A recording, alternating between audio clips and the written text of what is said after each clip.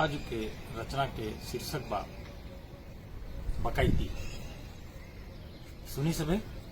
हाल बकैती चाल बकैती, हाल बकैती चाल बकैती, कतना माला माल बकैती, गुरबतिया के थाती रौदत, गुरबतिया के थाती रौदत, नापे 56 फाल बकैती।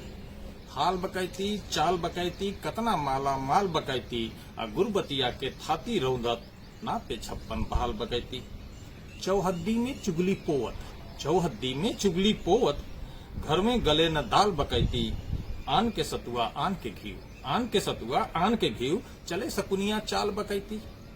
चोरी कर सीना जोरी से, चोरी कर सीना जोरी से, रोज बजावे गाल बकैती।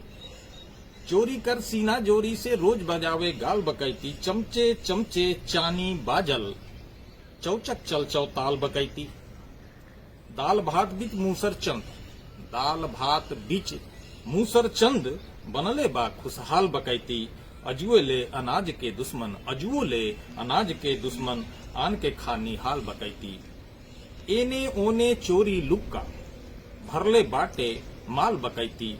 एने ओने चोरी लुक्का, भरले बाटे माल बकैती। आ भोरे भोरे घर कटवन अस, ओढ़ले बाटे खाल बकैती।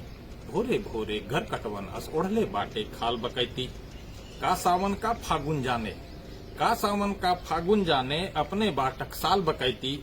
चापत छापत चढ़ल बुढ़ौती, चापत छापत चढ़ल बुढ़ौती, बनल रहे भवकाल बकैती।